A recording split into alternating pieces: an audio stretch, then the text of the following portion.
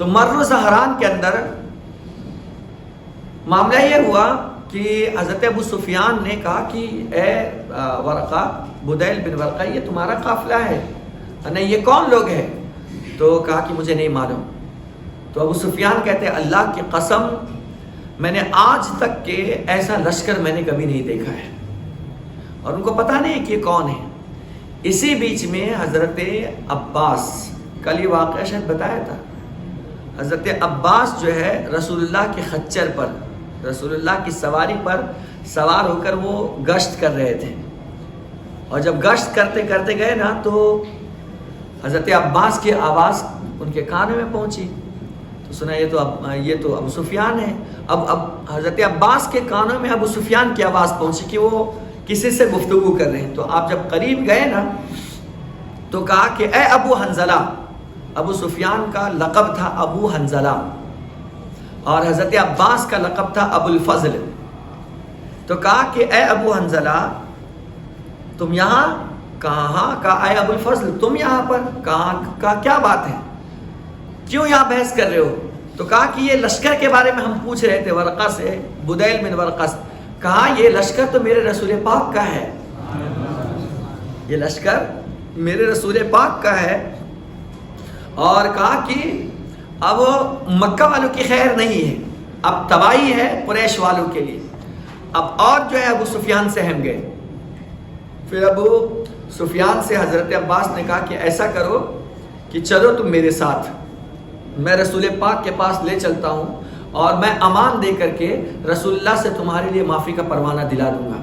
ابھی معاف تو ابو سفیان کو لے کر کے جب چلے نا رسول اللہ پاک کے خچر پر بٹھا کر کے، تو جب خیمے میں گھس رہے تھے تو مسلمان حضرت عباس کو تو پہچانتے تھے، لیکن ابو سفیان کو کوئی نہیں پہچانتا تھا۔ تو لوگ دیتے کہ یہ اجنبی آدمی کون ہے، یہ اجنبی آدمی کون ہے، لیکن رسول اللہ کا خچر دیکھ کر کے کوئی بولتا نہ تھا کہ ہاں یہ اپنے ہی ہے، شاید اپنے ہی میں سے۔ جب چلتے گئے اور ادھر حضرت عمر ہمیشہ تلوار تنی رہتی تھی، کیونکہ قرآن کہتا ہے نا اشداء علی الکفار، وہ کافروں پر بہت سخت تھے، رحماء بینہم، اور آپس میں بڑے رحم دل تھے، کا معاملہ بڑا جدا گانا تھا۔ تو دیکھا نا وہ کہ حضرت عباس آ رہے ہیں اور ان کے پیچھے تو رسول اللہ کا دشمن آ رہا ہے، تو کہا عباس یہ تم نے ان کو کہاں بٹھا لیا ہے، اور دوڑا دیا ان کو، اور پیچھے سے جب دوڑاتے تو حضرت عباس رسول پاک کے خچر پر ایڑ لگاتے اور بھگاتے ہیں، اور حضرت عمر پیچھے سے دوڑا دیتے ہیں، اور ڈائریکٹ رسول پاک کے خیمے میں پہنچتے ہیں۔ جیسے وہ گھستے ہیں تو حضرت عمر فاروق بھی گھس جاتے ہیں۔ تو سرکار صلی اللہ علیہ وسلم نے کے سامنے حضرت ابو سفیان نے کہا یا رسول اللہ، میں نے حضرت عباس نے کہا کہ میں نے ابو سفیان کو امان دے دی ہے، انہیں مارا نہ جائے، امان دے دی ہے۔ تو سرکار نے فرمایا اچھا ٹھیک ہے، اسے کل صبح میرے پاس لے کر کے آؤ۔ تو پھر حضرت عمر بھی چھوڑ دی، جب امان دے دیا گیا ہے اور حضور کہہ دیا ٹھیک ہے تو کوئی بات نہیں ہے۔ اب رات بھر جو ہے ابو سفیان حضرت عباس کے ساتھ رہے، رات میں کنونس کیا ہوگا، سمجھایا ہوگا۔ پھر جب صبح رسول پاک صلی اللہ علیہ وسلم کی بارگاہ میں پیش کیا گیا تو حضور علیہ السلام نے فرمایا کہ اے ابو سفیان، کیا اب بھی وقت نہیں آیا کہ تم ایک اللہ کی عبادت کرو اور ایک خدا کو مانو؟ تو کہا کیوں نہیں، اس لیے کہ اگر ایک خدا کے علاوہ اور بھی کوئی خدا ہوتا نا تو میں اتنے دنوں سے پریشان ہوں، ضرور میرے یہ خدا مدد کرتے، یا میں جس کو مانتا ہوں لات و عزا کو، اتنے 360 بتوں کو، اگر ایک کے علاوہ اور بھی خدا ہوتے تو ضرور یہ سب میری مدد کرتے، لیکن آج مجھے پتا چل گیا ہے کہ یہ سب کوئی خدا نہیں ہے، خدا ہے تو صرف ایک ہی ہے، وہ اللہ وحدہ لا شریک ہے۔ آج میں نے اس قبول کر لیا۔ یہ مر زہران کا واقعہ ہے، اور زاد المعاد کے اندر یہ بات لکھی ہوئی ہے۔ پھر اس کے بعد حضور علیہ السلام نے یہ بات ارشاد فرمائی، کیا اب بھی یہ تو تم مان لیے اور میرے بارے میں تمہیں یقین نہیں ہے کہ میں اللہ کا رسول ہوں؟ میرے بارے میں یقین نہیں تمہیں؟ کہا ہے، لیکن دل میں تھوڑی سی ڈگمگی ہے، اسی بات کا تو ٹینشن ہے کہ ہمارے سامنے سے اٹھنے والا آدمی نبوت کا اعلان کر دیا اور نبی ہو گیا، اسی بات کی کھٹک تو میرے دل میں ہے، اور ابھی مکمل صفایا نہیں ہوا ہے۔ تو حضرت عباس نے فرمایا کہ اس سے پہلے کہ تیری گردن اڑ جائے جلدی سے کلمہ پڑھ کر کے مسلمان ہو جا. یہ بات آپ نے فرمائی تو آپ کا دل جو ہے نا مطمئن ہو گیا اور اسی وقت جو ہے آپ نے کلمہ پڑھا اور مسلمان ہو گئے. یہ اس وقت آپ مسلمان ہیں. جب اس کے بعد جب مسلمان ہوئے نا تو حضرت عباس رضی اللہ عنہ نے حضور سے فرمایا کہ یا رسول اللہ یہ تھوڑا سا عزیز نفس ہے, ان کے اندر تھوڑا سا بڑک پن پایا جاتا ہے. ہوتا ہے نا کچھ خون ایسے ہوتے ہیں جو ہمیشہ اوپر ہی تھوڑا رہنا چاہتے ہیں. تو سرکار صلی اللہ علیہ وسلم نے عرض کیا یا رسول اللہ ان کو کچھ اعزاز دے دیجیے آپ, کیونکہ سب کے صف میں یہ اچانک نہیں آ سکے, ان کو تھوڑا اعزاز دے دیں گے نا تو ان کے دل میں اسلام کی محبت اور بیٹھ جائے گی. تو سرکار نے فرمایا جاؤ میں اعلان کرتا ہوں اب مکہ میں جو بھی شخص ابو سفیان کے گھر میں چلا جائے گا میں اسے امان عطا فرما دوں گا. یہ اعزاز عطا فرما دیا میں اسے امان دے دوں گا. اب یہ خوش ہو گئے ایک دم کہ مجھے اسلام لانے کے بعد ہی یہ منصب دے دیا گیا مجھے. اب خوش ہو گئے, محبت بڑھ گئی. پھر اس کے بعد 17 رمضان المبارک کو یہ لشکر منگل کے دن مر الزہران سے مکہ کی طرف صبح کے وقت یہ روانہ ہوا. اور سفر کرنا یہ اصل سنت صبح کے وقت ہی ہے. صبح کے وقت حضور علیہ السلام سفر فرمایا کرتے تھے. جب روانہ ہوئے تو حضرت عباس کو حکم دیا گیا کہ ابو سفیان کو وادی تنگ نائے پر پہاڑی کے ناکے پاس روک رکھے تاکہ وہاں سے گزرنے والی یہ اللہ کی فوج, اللہ کی اس فوج کو ابو سفیان دیکھ سکے کہ ایمانی قوت کہتے کس کو ہے. ان کو احساس دلاؤ کہ تمہارے دل میں جو اسلام کے دل سلسلے میں جو محبت تھوڑی سی ابھی کم ہے نا, تو کہا ان کو وہیں روکو اور روک کر کے ان کو دکھاؤ کہ مسلمانوں کے پاس پاور کیسا ہے, ایمانی قوت کیسی ہوتی ہے. اور جب وہاں پر حضرت ابو سفیان کو روک دیا گیا, اب سب جھنڈے لے کر کے پھہراتے لہراتے آ رہے ہیں اور ہر قافلے, اور ابو سفیان پوچھتے ہیں کہ یہ کون سا قافلہ ہے, کیا یہ مسلمانوں کا ہے, یہ اس کا ہے؟ تو کہا کہ یہ مسلمانوں کا تو ہے لیکن یہ کسی اور جگہ سے آیا ہوا ہے. کہا میں اسے نہیں پہچانتا, مجھے اس سے مطلب نہیں. پھر دوسرا قافلہ آتا, کہا یہ کون ہے, کہا یہ دوسری جگہ سے آئے ہوئے ہیں, کہا اس سے بھی مطلب نہیں. اخیر میں اللہ کے رسول علیہ الصلوۃ والسلام انصار اور مہاجرین کے جھنڈ میں, آپ سمجھے کہ ایسا سمجھے جس طرح شہد کی مکھی ہوتی ہے اور چاروں طرف سے آوازیں کرتے, اس طرح رسول پاک, ایک سمجھانے کے لیے بتا رہا ہوں کہ اس طرح رسول پاک بیچ میں ہیں, گویا آسمان میں تارے اور بیچ میں چاند. اس طرح صحابہ کرام کی جھنڈ میں اللہ کے رسول علیہ السلام تشریف لا رہے تھے. تو جب یہ دیکھا نا کہ انصار و مہاجرین کے جلوے میں رسول پاک تشریف فرمائے, ابو سفیان نے یہ منظر دیکھ کر کے کہا کہ بھلا ان سے بھی کوئی لڑنے کی طاقت رکھ سکتا ہے, ان سے بھی کوئی لڑنے کی طاقت رکھتا ہے, اور یہ اس شان سے آ رہے ہیں اور یہ مقام اللہ پاک نے کیسے کس کے اندر ان سے لڑنے کی طاقت ہے. تو اس کے بعد کہا گیا کہ اے ابو الفضل, ابو سفیان کہتے ہیں اے عباس, ان کا لقب تھا کنیت ابو الفضل, کہ اے ابو الفضل تمہارے بھتیجے کی بادشاہت تو واللہ بڑی زبردست ہے, تمہارے بھتیجے کی بادشاہت تو بڑی زبردست ہے. حضرت عباس نے فرمایا ابو سفیان یہ بادشاہت نہیں ہے, یہ نبوت ہے, یہ بادشاہت نہیں ہے, یہ نبوت نہیں ہے. تو بہرحال یہ بات, اچھا ابھی بھی ان کے دل میں مکمل اسلام نہیں بیٹھا تھا جیسی بیٹھنی چاہیے. تو کیا کہا انہوں نے کہ ابو سفیان نے کہا ہاں اب تو یہی کہا جائے گا نا, کیونکہ وہ دونوں دوست تھے, حضرت عباس اور حضرت ابو سفیان دوست تھے, لیکن اسلام کی محبت جو ہے نا ان کے دل میں پوری نہیں بیٹھی تھی لیکن آئی تھی.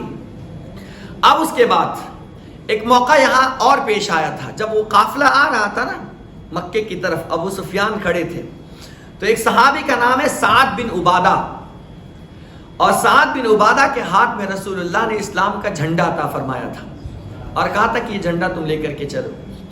جب حضرت ابو سفیان کے پاس سے گزرنے لگے نا تو ان کو دیکھ کر کے حضرت سعد بن عبادہ نے کہا الیوم یوم الملحمہ الیوم تستحل الحرمہ، ان کو دیکھ کر ان کو چڑھانے کے لیے کہ آج کا دن تو خوریزی کا ہے اور مار دھاڑ کا دن ہے، اور آج حرمت جو ہے وہ حلال کر لی جائے گی، یعنی آج تمہیں بتایا جائے گا کہ تم کیا ہو اور ہم کیا ہیں۔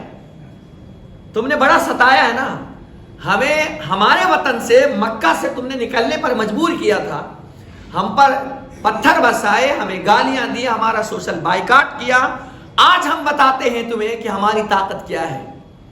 الیوم یوم الملحمہ الیوم تستحل الحرمہ، کہ آج تو خوریزی اور مار دھاڑ کا دن ہے، اور آج حلال جو ہے حرمت حلال کر لی گئی، یعنی حرم پاک میں لڑائی کو حلال کر دیا گیا۔ یہ صرف چڑھانے کے لیے آپ نے کہا تھا، ان کو غصہ دلانے کے لیے اور ان کو بتانے کے لیے کہ اسلام کیا ہے، اب تم کو ہم بتاتے ہیں۔ جب یہ بات حضرت سعد بن عبادہ نے کہی نا، تو ابو سفیان فوراً جا کر کے رسول اللہ کی بارگاہ میں صلی اللہ علیہ وسلم کہتے ہیں کہ اللہ کے رسول آپ نے وہ بات نہیں سنی جو سعد نے ابھی کہی ہے؟ کہا کیا کہا ہے سعد نے؟ تو ابو سفیان نے کہا کہ یہ بات کہی ہے کہ آج تو خوریزی کا دن ہے، آج تو مار دھاڑ کا دن ہے، آج تو آپ لوگ کعبے میں جو ہے آپ خوریزی کرنے والے ہیں۔ کہا نہیں نہیں نہیں، سرکار نے فرمایا نہیں، آج تو کعبے کی عظمت کا دن ہے، آج تو کعبے کے احترام کا دن ہے، آج تو خوشیوں کا دن ہے، آج خوریزی کا دن نہیں ہے، آج تو قریش کو عزت دینے کا دن ہے۔ حالانکہ ہوتا یہ ہے کہ ہم کو اگر کسی نے مارا ہو تو ہم، اس نے ایک مارا تو ہم ڈبل دے دیتے ہیں اس کو، لیکن یہاں حضور کا پیار دیکھیے، اخلاق کا، نہیں، آج قریش کو عزت دینے کا دن ہے۔ اور سرکار علیہ السلام نے فوراً حکم دیا صحابی کو کہ جاؤ، عبد الرحمن بن عوف کو اور حضرت عثمان کو کہا کہ جاؤ سعد کے ہاتھ سے جھنڈا لے لو، کیونکہ انہوں نے ایسی بات کیوں کری؟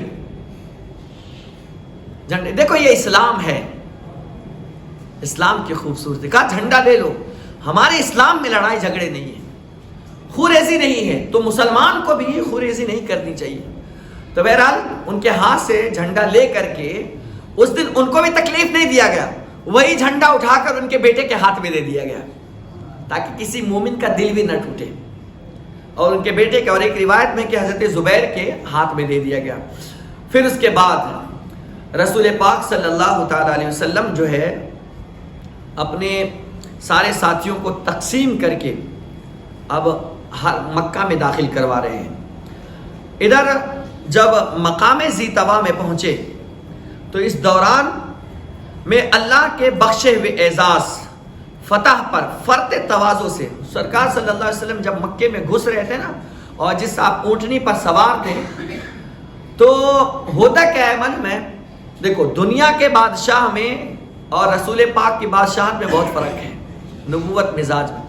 آج جب یہاں پریڈ کیا جاتا ہے تو آدمی بڑا پھیٹا پہنے گا اور ایک سے ایک یہاں میٹل لگائے گا اور کیا سے کیا کرتا ہے، اور یوں چلے گا، 10-15 آدمی پیچھے باڈی گارڈ رہیں گے، ایسا ہی ہوتا ہے نا، کتنی گاڑیاں رہے گی، ساری چیزیں رہے گی، اور ان کو تاکہ احساس ہو کہ ہم اتنے پاورفل ہیں۔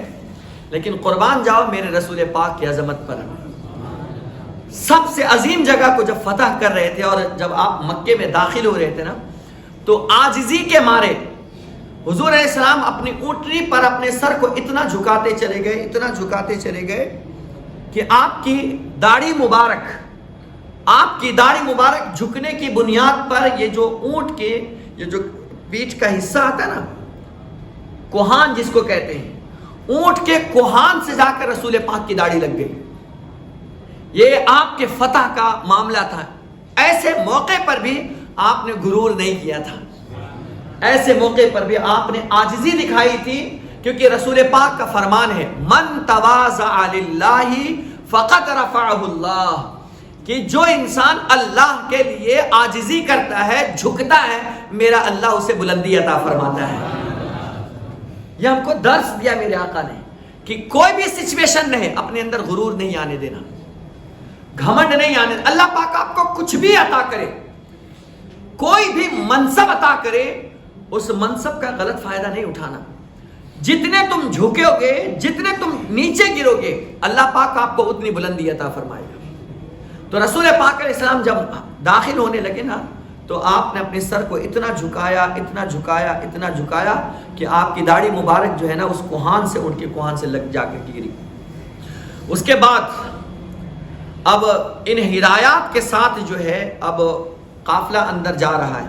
حضرت خالد بن ولید رضی اللہ تعالیٰ عنہ سے سرکار علیہ السلام نے فرمایا، اور ان کے بھی اسلام لانے کا ایک الگ ہی میٹر ہے حضرت خالد کا، تو وہ کبھی پھر اور بتاؤں گا۔ حضرت خالد اور ان کے ساتھ حضور علیہ السلام نے کچھ ساتھیوں کو دے دیا اور کہا کہ قرض بن جابر فہری اور خنیس بن خالد ربیعہ، یہ ان لوگوں کے ساتھ جو ہے تم مکے کی جو نچلی سطح ہوتی ہے نا، نیچے کی طرف، اور ایک ڈونگر کا علاقہ ہوتا ہے، اوپری علاقہ ہوتا ہے ایک نیچے کا علاقہ، تو جو نچلا علاقہ تھا اس علاقے کی طرف حضرت خالد بن ولید کو بھیجا اور کہا کہ اس علاقے سے تم جاؤ۔ اچھا، جب مکے میں تو یہ بات پھیل گئی کہ حضور علیہ السلام جو ہے نا ہم پر حملہ کرنے کے لیے آ رہے، ان کو حملہ لگا تو سب ڈر کے مارے جو ہے اپنے اپنے گھروں میں گھسنا شروع کر دیا، اور کسی کے اندر ہمت نہیں۔ اس وقت 3-4 اوباش لوگوں میں سے اور کچھ جو بعد میں صحابی ہو گئے جیسے کہ اکرمہ بن ابی جہل، ہاں، یہ 4 لوگ، یہ سارے لوگ جو ہے نا نکلے لڑائی کے لیے۔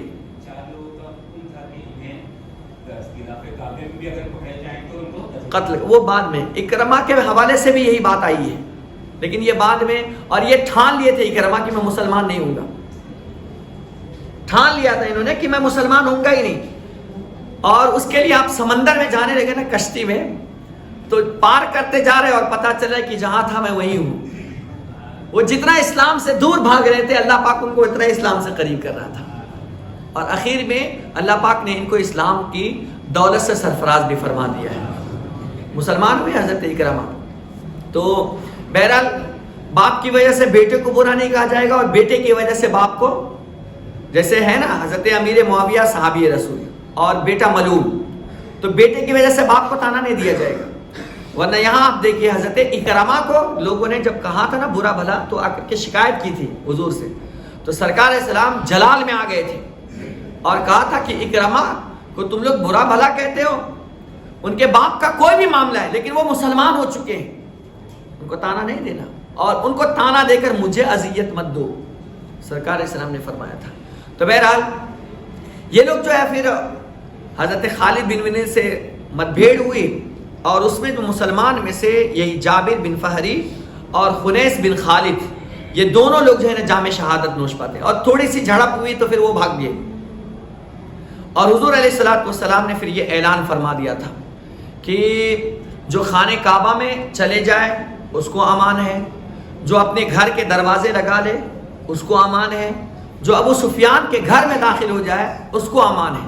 تو ابو سفیان کہ گھر میں جب آپ گئے اور کہا کہ رسول پاک نے میرے گھر میں داخل ہونے والے کو امان دی ہے، تو حضرت ہندا نے حضرت ابو سفیان کی داڑھی پکڑ لی اور کہا تو کتنا بزدل ہے، تو ڈر کر کے گھر میں گھس رہا ہے۔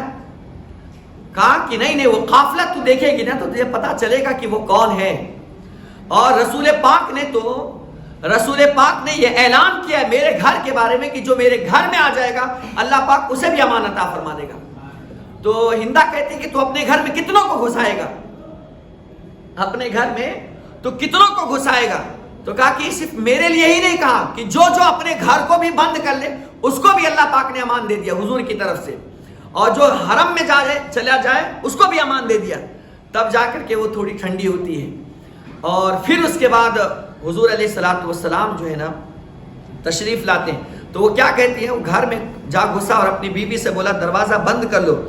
اس نے کہا وہ کہاں گیا جو تم کہا کرتے تھے، اور کہنے لگا ابو سفیان کیا کہتے ہیں سنیے، انک لو شہدت یوم الخندمہ اذا فر صفوان وفر اکرمہ واستقبتنا بالسیوف المسلمہ یقطعن کل ساعد وجمجمہ ضربا فلا يسمع الا غمغمہ لهم نهیت خلفنا وہمہمہ لم تنطقی فی اللوم ادنا کلمہ، کہ ابو سفیان اپنی بیوی سے کہتا ہے اگر تم نے جنگ خندمہ کا حال دیکھا ہوتا جبکہ صفوان اور اکرمہ بھاگ کھڑے ہوئے اور سونتی ہوئی تلواروں سے ہمارا استقبال کیا گیا، جو کلائیاں اور کھوپڑیاں اس طرح کاٹی جا رہی تھی کہ پیچھے سوائے ان کے شور و غوغا اور ہمہمہ کے کچھ سنائی نہیں پڑتا تھا، تو تم اس وقت ملامت کی ادنا بات نہ کہتی تھی.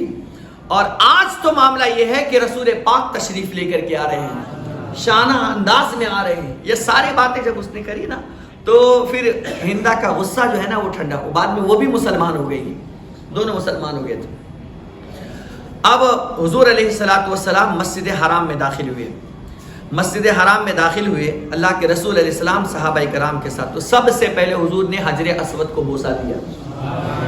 حجر اسود کو سرکار صلی اللہ علیہ وسلم فرماتے ہیں کہ یہ حجر اسود جب اترا تھا نا تو بہت زیادہ سفید تھا، بہت زیادہ، اور اللہ پاک نے اس کی روشنی کو سلب کر لیا ہے، چھین لیا ہے، نکال لیا ہے. اگر یہ جنت کا پتھر ہے، اگر اس کی روشنی اگر رکھی جاتی نا تو پھر سورج کی ضرورت نہیں پڑتی. روشنی اگر رکھی جاتی، اتنی چمک تھی اس میں کہ اگر اس کی روشنی کو رکھ دی جاتی تو اس کی چمک سے پوری دنیا جو ہے نا منور ہو جاتی. لیکن اس کی روشنی کو اللہ پاک نے نکال لیا. اب یہ جو ہے یہ پتھر، یہ سفید پتھر تھا، لیکن یہ پتھر ایسا ہے کہ جو اس سے قریب ہوتا ہے اور گناہ گار ہوتا ہے اس کے گناہ کو ہی کھینچ لیتا ہے. تو یہ جو سیاہ ہوا ہے یہ لوگوں کے گناہ کے کھینچنے کی وجہ سے سیاہ ہوا ہے. تو حضور صلی اللہ علیہ وسلم نے سب سے پہلے حجر اسود کو بوسہ دیا، چوما، اور اس کے بعد بیت اللہ شریف کا طواف کیا. اور اس وقت رسول پاک کے ہاتھ میں ایک کمان تھی اور بیت اللہ کے گرد اس کی چھت پر، اگل بگل میں اور اس کی چھت پر 360 بت رکھے ہوئے تھے. اور اسی کمان سے رسول پاک علیہ السلام نے ان بتوں کو ٹھوکر مارتے جاتے اور گراتے جاتے اور یہ کہتے جاتے جاء الحق وزهق الباطل ان الباطل كان زهوقا. جاء الحق وزهق الباطل کہ حق آ گیا اور باطل چلا گیا، اور بے شک باطل کو جانا ہی تھا، بے شک باطل کو جانا. اچھا، اس واقعے کو پڑھنے کے بعد یہ بات سمجھ میں آتی ہے کہ انسان کی زندگی میں تکلیفیں آتی ہے، لیکن کچھ دن کے بعد اللہ ان تکلیفوں کو ہٹا دیا کرتا ہے. تکلیفیں آتی ہیں لیکن وہ بعد میں اللہ پاک ہٹا دیتا ہے. تو کبھی بھی آپ کی زندگی میں تکلیف آئے نا، کہ قرآن کا کہنا ہے فَإِنَّ مَعَ الْعُسْرِ يُسْرًا إِنَّ مَعَ الْعُسْرِ يُسْرًا. بے شک ہر تکلیف کے بعد آسانی ہے، بے شک ہر تکلیف کے بعد آسانی ہے. آپ کی زندگی میں پہلے تکلیف آئے گی. رسول پاک کی زندگی آپ دیکھو تو ایک زندگی ہے مکی اور ایک زندگی ہے مدنی. مکی زندگی میں رسول پاک نے ہمیشہ تکلیف ہی اٹھائی تھی، صرف تکلیف، لیکن رسول پاک نے صبر کیا. رسول پاک جو ہے نا اللہ کی ذات پر بھروسہ کرتے رہے، صبر کرتے رہے، صبر کرتے رہے. اور آپ نے کسی کو کچھ نہ کہا، صرف صبر کیا. آپ نے نہ کسی سے لڑائی کی، نہ کسی سے جنگ کیا. پوری تاریخ آپ پڑھو، نبوت کے بعد، نبوت کے اعلان کے بعد 13 سال مکہ میں رہے تھے. کل آپ کی لائف مکہ شریف کی 53 ایئرس ہے، لیکن ان 53 سالوں میں کبھی بھی مکہ والوں سے آپ نے لڑائی نہیں کی، بلکہ الٹا مکے والوں نے ہمیشہ آپ کو ستایا ہے. لیکن میرے آقا صبر کرتے رہے، ہر غلط کو دیکھ کر اصلاح کرتے رہے، لیکن نہیں مانا انہوں نے.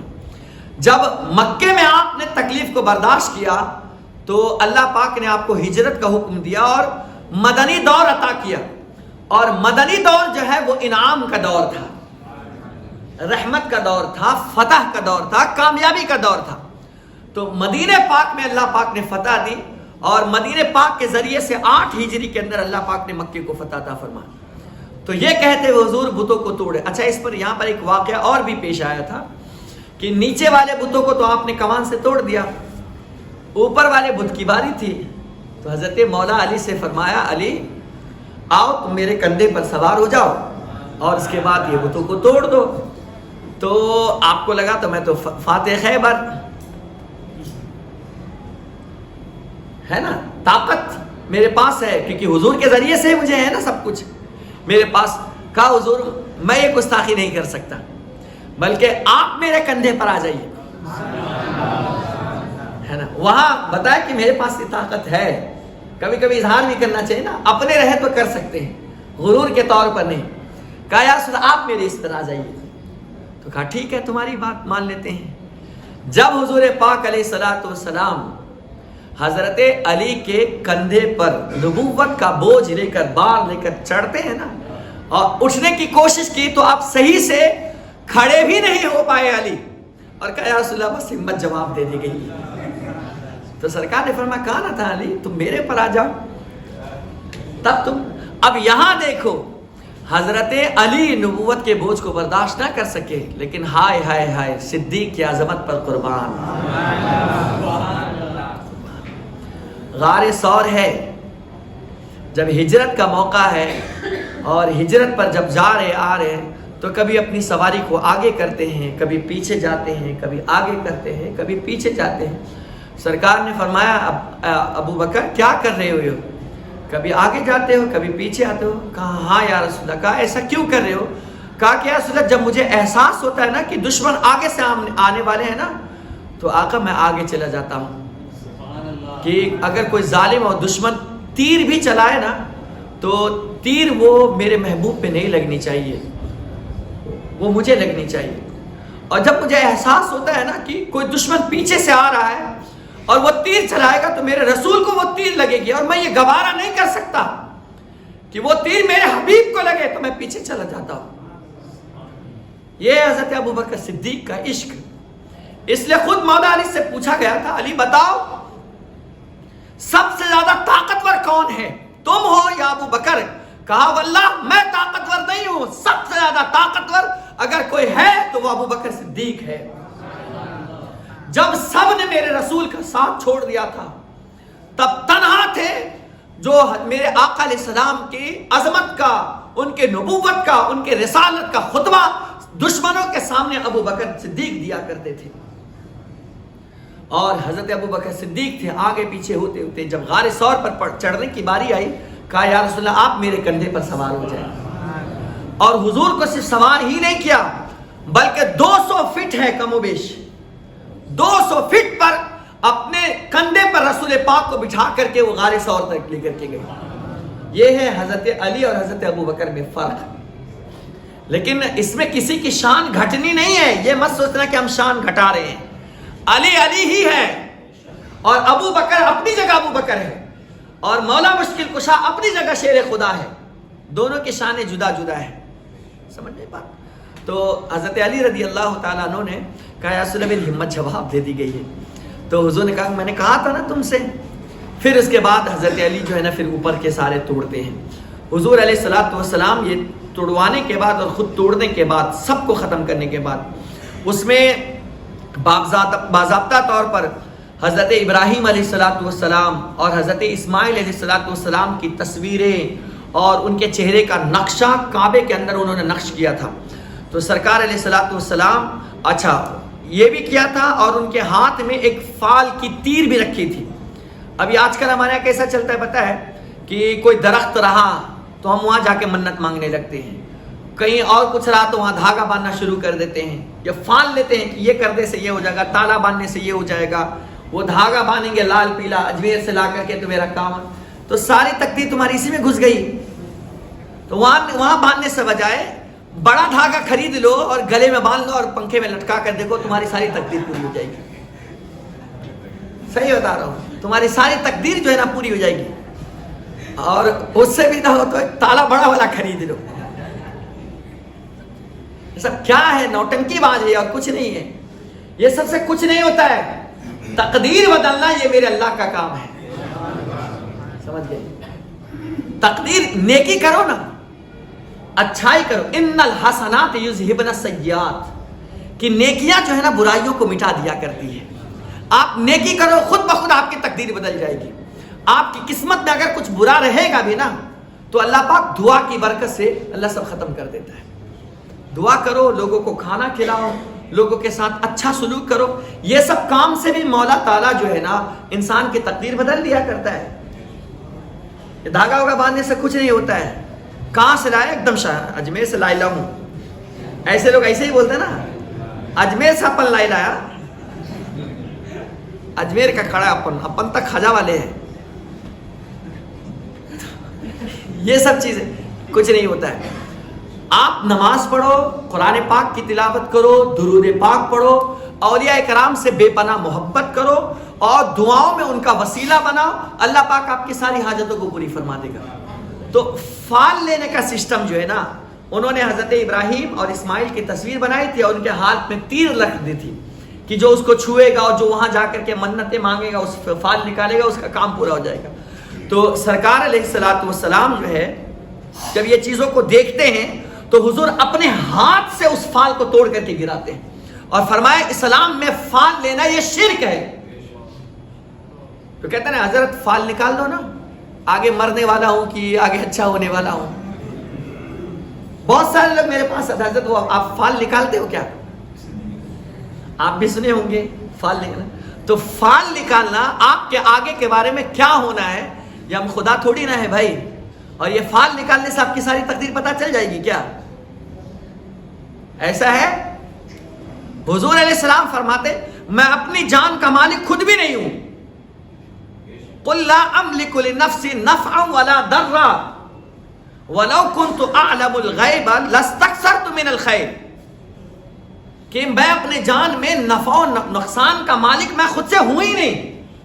میرے نفع اور میرے نقصان کا مالک تو یہ میرا مولا ہے, میرا پروردگار ہے. اگر میں خود سے ہوتا نا تو میں بہت ساری چیزیں میں کر دیتا, لیکن یہ سارا اختیار میرے اللہ کے ہاتھ میں ہے. ہاں, اللہ جسے چاہے اپنے فضل سے جتنا چاہے عطا فرما دے. تو حضور علیہ السلام نہ خود سے غیب جانتے ہیں, نہ خود سے نفع نقصان کا مالک ہے, بلکہ میرے اللہ پاک نے انہیں بطور تحفہ غیب کا علم بھی عطا فرمایا ہے اور اچھی بری چیزوں کے حوالے سے باخبر بھی فرمایا ہے. تو آج یہ سب چیزیں کرنے سے تھوڑی نہ ہو جانی ہے. تو اسلام میں کوئی فال نہیں ہے. اور کوئی برائے کرم, میرے پاس تو آئے نہیں ورنہ ہم نوچ ڈالیں گے آپ کو. فال استخارہ کرواؤ آپ اپنے بارے میں, بلکہ بہتر ہے کہ آپ خود استخارہ کرو. یہ میرے رسول پاک کی سنت ہے کہ جس نے استخارہ کیا وہ کامیابی حاصل کر لی, اور جو استخارہ نہیں کیا فقط خسر, وہ نقصان اٹھانے والا ہو گیا. تو ہر اچھے کام سے پہلے استخارہ کرنا چاہیے. 2 رکعت نماز پڑھو اور اس کے بعد استخارے کی دعا آتی ہے, نیٹ پر بھی موجود ہے, وہ دعا آپ مانگو اور اس کے بعد پاک بستر پر سو جاؤ. سفید چیز یا ہری چیز آپ کو بطور اشارہ نظر میں صوفیہ فرماتے ہیں, یہ 2 نشانی بتائی. حدیث میں یہ لفظ تو نہیں ہے, لیکن صوفیہ کرام اولیاء کرام اس کی وضاحت میں فرماتے ہیں کہ ہم کو کیسے پتا چلے گا کہ ہمیں اشارہ ملا ہے. تو کہا کہ سفید چیز یا ہری چیز آپ کو کسی بھی شکل میں نظر آ جائے تو سمجھ لینا کہ لائن کلیئر ہے, ہاں ہے, اللہ کی طرف سے اشارہ ہے. اور لال اور بلیک, کالا کلر اور لال کلر, ریڈ اینڈ بلیک, یہ نظر آئے تو سمجھ لینا کہ منع ہے. سمجھ میں بات؟ تو یہ اشارہ دیا گیا. تو استخارہ کرو, فال وال اسلام میں کچھ نہیں. تو میرے آقا علیہ السلام نے اس کو اپنے ہاتھ سے توڑ کر کے پھینک دیا, اور حضور علیہ السلام نے یہ منظر دیکھ کر فرمایا اللہ پاک ان مشرکوں کو ہلاک کر دے.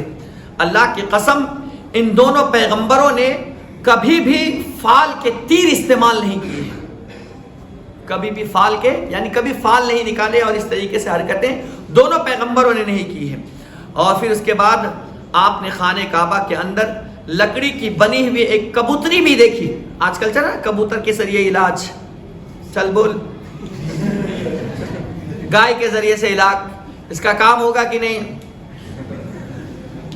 بندر کے ذریعے سے چل ہاتھ رکھ, اس کو کیا معلوم ہے؟ جو سکھا دیے رہتے ہیں. آپ طوطے کو آپ جو سکھاؤ گے تو وہی کرے گا نا. تو یہ سب ایسے ٹریننگ دی جاتی ہے اور وہ آپ کو بیوقوف بناتے ہیں. چل کر, اس کا کام ہوگا کبوتر, ہاں دیکھ بول دیا اب تیرا کام ہونا ہے. اسلام میں یہ سب کچھ نہیں ہے.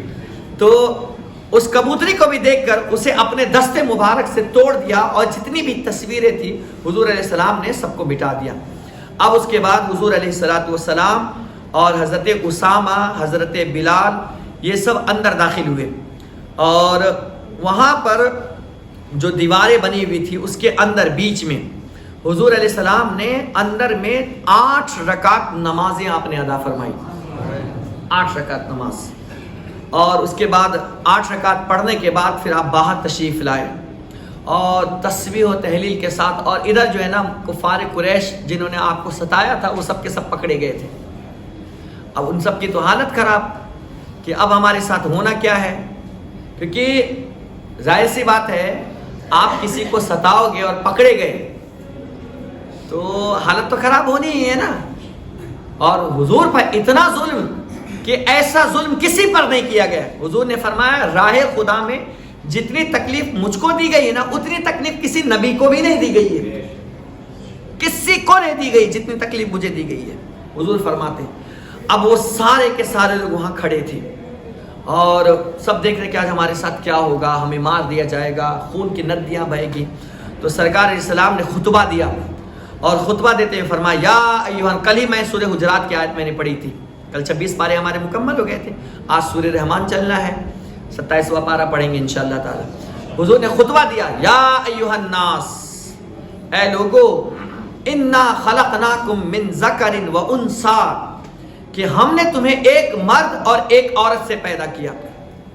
اللہ کی آیت تلاوت کرتے ہیں اور کہتے ہیں وَجَعَلْنَاكُمْ شُعُوبًا وَقَبَائِلَ لِتَعَارَفُوا، اور ہم نے تمہیں قوموں میں اور قبیلوں میں تقسیم کر دیا ہے، الگ الگ قبیلے، الگ الگ ساری چیزیں ہم نے بنا دی تاکہ تمہیں آزمائیں. اِنَّ أَكْرَمَكُمْ عِنْدَ اللَّهِ أَتْقَاكُمْ، تاکہ ہم تمہیں آزمائیں کہ تم میں کا سب سے زیادہ متقی پرہیزگار کون ہے. ان اللہ علیم خبیر، اور اللہ کو علم ہے اور خبر ہے، اللہ علم والا ہے اور خبر رکھنے والا ہے. یہ خطبہ پڑھنے کے بعد سرکار صلی اللہ علیہ وسلم نے فرمایا وقت زیادہ ہو گیا، پھر آگے کی بات آخر ایک بات بتا کر کے ختم کر دیتا ہوں. کون لوگ، جن لوگوں کا نام بلیک لسٹ میں آ چکا تھا، وہ انشاءاللہ پھر کبھی موقع رہا تو میں تفصیل سے ان کے بارے میں بھی بتاؤں گا آپ کو. بس یہ آخری بات سن کر کے گفتگو تمام کرتا ہوں. پھر سرکار علیہ السلام نے فرمایا کہ اے لوگو، آیت پڑھنے کے بعد بتاؤ تم میرے بارے میں کیا گمان کرتے ہو. وہ تو سب سوچ رہے تھے کہ آج ہمارا کام ہو جائے گا، لیکن انہوں نے کہا کہ آپ تو کریم ابن کریم ہیں. آپ کریم ابن، جب میرے آقا کو انہوں نے کریم کہا نا تھا، اور یقیناً میرے آقا کریم ہے، کریم ہے. آج بھی آپ میرے آقا کے روضے پر جا کر کے آپ دل سے آپ حضور کو پکارو نا تو آپ کا کام ہو جانا ہے. بہت ساری ایسی مثالیں آج بھی ملتی ہے، آج بھی ملتی ہے کہ جس کو دیکھ کر کے آپ دنگ رہ جاؤ گے. ایک ترکی کا شخص تھا، ابھی حال فی الحال کی بات ہے، اور وہ ترکی سے بھاگ آیا تھا مدینے میں رہنے کے لیے کہ مجھے صرف حضور کے روضے پر ہی رہنا. یہ میرے پاس ابھی وہ ویڈیو بھی موجود ہے اور وہ شخص موجود ہے جس نے سامنے یہ سارا منظر دیکھا ہے. اور وہ جب آیا اور یہیں رہنے لگا، اور کئی سال ہو گئے، وہ ویزا پتہ ہی نہیں تھا، وہ اندر ہی رہتا تھا، مدینہ پاک میں ہی رہتا، اور اسے کہیں نہیں جانا ہے، حرم میں. اتفاق سے وہ پکڑا گیا، اتفاق سے وہ پکڑا گیا تو اس کے ایمبیسی والے کو بلا کر کے اس کے حوالے کیا جاتا ہے جیل. ہمارے یہاں ہندوستان پاکستان کے والوں کے لیے زیادہ اسٹرکٹ ہے، باہر کنٹری والوں کے لیے زیادہ اتنا معاملہ نہیں رہتا ہے وہاں. تو وہ پکڑا گیا، جب پکڑا گیا نا تو اس کو لے جانے لگے نا تو آپ وہ سوچا کہ اب تو مجھے ترکی بھیج دیا جائے گا.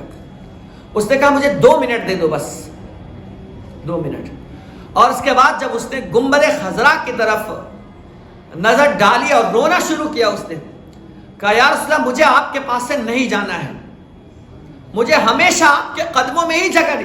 اور وہ روتے روتے جو کہنے لگا، سارے دیکھنے والوں نے دیکھا کہ اسی روتے رونے کی حالت میں اللہ پاک نے اس کی روح کو پرواز کر دی.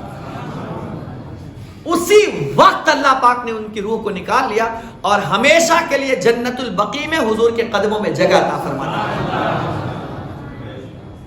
جگہ عطا. یہ ہے میرے پاس وہ ویڈیو ہے جو سامنے آدمی بیان کر رہا ہے کہ یہ منظر یہاں ہوا ہے. یہ آج بھی میرے حضور کا روضہ اتنا بابرکت ہے. تو حضور سے ان لوگوں نے کہا، حضور نے فرمایا بتاؤ آج تم میرے بارے میں کیا گمان کر رہے ہو. تو کہا آپ کریم ابن کریم ہے. تو حضور نے فرمایا تم نے سچ کہا. سنو، جس طریقے سے میرے بھائی یوسف، جس طریقے سے یوسف نے اپنے بھائیوں سے کہا تھا معاف کر دے، وَلَا تَثْرِيبَ عَلَيْكُمُ الْيَوْمَ، آج کے دن تم پر کوئی ملامت نہیں، جاؤ میں تمہیں معاف کرتا ہوں. اسی طریقے سے اے مکہ والو، آج میں بھی تمہیں بشارت دیتا ہوں، جاؤ میں نے تم سب کو معاف فرما دیا، میں نے تم سب کو معاف کر دیا. اور انہیں امید نہیں تھی کہ ایسا ہوگا، انہیں امید نہیں. جیسے ہی یہ سنا نا وہ ان کی آنکھیں بھر آئی اور فوج در فوج حضور کے قدموں میں آتے گئے اور کہا حضور ہمیں کلمہ پڑھا دیجئے، کلمہ پڑھا دیجئے. اور اللہ پاک نے پھر قرآن کی آیت اتاری، اذا جاء نصر اللہ والفتح ورأیت الناس يدخلون فی دین اللہ افواجا فسبح بحمد ربک واستغفر انہ کان توابا. کہ جب آئی اللہ کی مدد اور کھلی فتح، وَرَأَيْتَ النَّاسَ، اے محبوب آپ لوگوں کو دیکھو گے، يَدْخُلُونَ فِي دِينِ اللَّهِ أَفْوَاجًا، کہ وہ اللہ کے دین میں فوج در فوج، گروہ در گروہ داخل ہو رہے ہیں. اس کو دیکھ کر حضور اے حبیب تکبر نہ آنے دینا. فَسَبِّحْ بِحَمْدِ رَبِّكَ، اس کو دیکھ کر آپ اپنے رب کی تسبیح بیان کیجئے، واستغفر، اور استغفار کیجئے، انہو کان توابا، بے شک وہ توبہ کو قبول فرمانے والا ہے، توبہ کو قبول فرمانے والا ہے. یہ ہے فتح مکہ کا واقعہ جو تھوڑے سے وقت میں مکمل نہیں ہوتا، جو آج میں نے آپ کے سامنے مکمل کر دی ہے. اور بھی باتیں رہ گئی ہے، کچھ نکات رہ گئے ہیں، لیکن بس اسی پر گفتگو تمام کرتا ہوں. اللہ پاک سے دعا کرتا ہوں کہ اللہ پاک آپ سب کے علم میں، عمر میں، رزق میں، کمائی میں برکت عطا فرمائے. آپ کے اس بیٹھنے کو اللہ پاک قبول فرمائے، ہماری اس حاضری کو قبول فرمائے. اللہ پاک اس کی برکت سے ہم سب کی بخشش فرمائے. اللہ فلسطین کے مسلمانوں پر، جہانگیر پور کے مسلمانوں پر، کرناٹکا کے، راجستھان، بلکہ پوری دنیا کے مسلمانوں پر میرے مولا کرم فرما. اللہ انہیں خوشحالی عطا فرما، شان و آبادگی عطا فرما. ظالموں پر اپنا قہر نازل فرما دے. اللہ ان کو نیست و نابود فرما دے. اللہ ہم سب کو میرے مولا ہم سب پر خصوصی فیضان جاری فرما. اللہ علم نافع اور علم لدنی عطا فرما. ایمان کی سلامتی دے، ایمان پر موت نصیب فرما. صلی اللہ تعالی علی خیر خلقہ و نور عرشہ و زینت فرشہ سیدنا مولانا محمد و علی آلہ و اصحابہ اجمعین برحمتک یا ارحم الراحمین. یا نبی سلام علیکہ، یا رسول سلام علیکہ، یا حبیب سلام علیکہ، صلوات اللہ علیکہ، الصلاۃ والسلام علیکہ حبیب اللہ، الصلاۃ والسلام علیکہ نور اللہ صلی اللہ علیہ وسلم. ان اللہ وملائکتہ یصلون علی النبی یا ایھا الذین آمنوا صلوا علیہ وسلموا تسلیما.